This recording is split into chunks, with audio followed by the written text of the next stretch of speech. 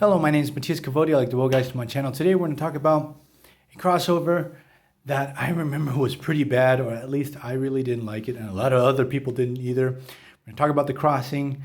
We're not going to do the whole crossover in one go because there's a lot of things and a lot of issues I just really want to put focus on, because there were like problems that plagued many comic book stories back in the 90s that really weighed down the stories or took quality away from them. And in this one, we're going to cover Avengers issues 393 and 394, written by Bob Harris and Terry Kavanagh, art by Ben Raab. And in these two issues, we're going to have the transformation of Wasp. We're going to try to make her hipper and cool for the kids of the mid-90s. Wasp is and has always been an Avenger that I never found too interesting. I do like what they did with Wasp in the Ant-Man movies. But outside of that, this change and what they tried to do with her, like, it lasted very little time. Like, it seemed to not, it seemed that the fans didn't like it. And so after Onslaught, we had the Heroes Reborn and Heroes Return, and Wasp never revisited that that new look that she had. And they also gave her claws, like so many other characters. Like, you're gonna see the design later on. Like, it's like so many other characters in the 90s. Everyone had claws, or too many muscles, or had big guns, or asymmetric looks. So like, one of those things would make you super 90s. She had got the claws. So without further ado, let's get into it. So the Crossing was a story where the Avengers had to deal with Kang, which Kang stories are always really convoluted and sometimes can be a chore, and sometimes Kang's logic doesn't make sense. But in this case, like, they went the extra mile. Like, there's some things that in this story, like, on the level of being convoluted and taking decisions that don't make sense. And characters acting way out of character, too. That's another thing that really just weighed down on this story. And other Kang stories. Like, I love Kang as a villain. Like, Avengers Forever I love that 12 issue. I'm not sure if a miniseries that goes on for 12 issues is called a maxi series or something like that. Put in the comments below. But the thing is, Kang takes control over Tony Stark's mind, turns him into a bad guy, makes him his pawn. So Tony Stark has been doing some really bad stuff. I'm not sure if he's like responsible for the death of an Avenger, the death of the nanny of Luna. Thing is, the Avengers are confronting him over this. Iron Man loses it, starts attacking his teammates. Like, Ben Raab's art is really good. It's very 90s. But it does feel very dated.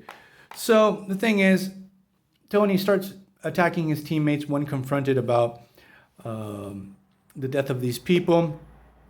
Starts shooting all over the place, and he blasts Janet Van Dyne.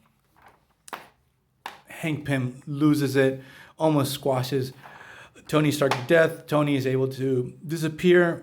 Wasp is taken to Pym's lab. You know, going back and reading comic books from the 90s, the way they illustrate women, they're very over-sexualized. That's like something that's really noticeable, like, especially reading from things now, like, that I really noticed going back. And not only with this, especially I'm reading Joe Madureida's work on the X-Men. Also, I love his art, but like, they would go way overboard with the women. So Hank Pym decides to save Janet's life, puts her back in the machine that converted her into Wasp in the first place, and decides to take this machine up to 11, goes into a cocoon. While this is happening, Madame Mask, she's like a villain from Iron Man, sometimes friend, got a complicated relationship with him. She had escaped from Tony Stark had her imprisoned, has escaped, actually flies the plane and almost smashes into the Avengers mansion. While this is going on, we have Kang, he's torturing Moonraker, who We're gonna cover another video. His backstory is so insanely convoluted. Like, again, they were trying really hard. Like, they thought making stories overly complicated equated to making a good story. Also, another thing is I don't understand why Mantis is so evil and hell-bent on destroying the Avengers. So the thing is, this blonde lady that she pops up in the Iron Man series, I have no idea who she was. She's able to rescue Moonraker. She makes a run for it, seeks refuge with the Avengers. The lead, like, the general of Kang's forces is this macrocephalic blue dude called Newt. That he's basically, at least for me, he's nightmare fuel. Thankfully, we've never seen this guy outside of this story. But the guy is a tank. He's virtually unstoppable.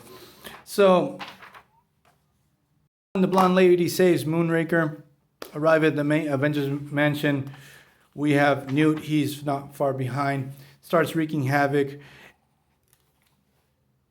Pretty much mops the floor with all the Avengers in one go, but gets blasted from behind by the new Wasp.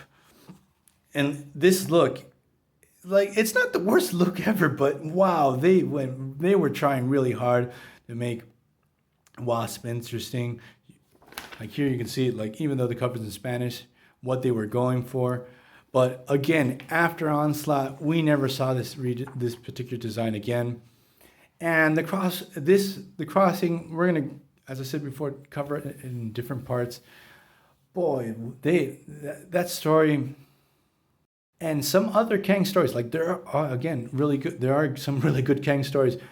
It's a freaking chore to understand what they were going for. So I'm gonna leave this video here. See you guys next time. Bye.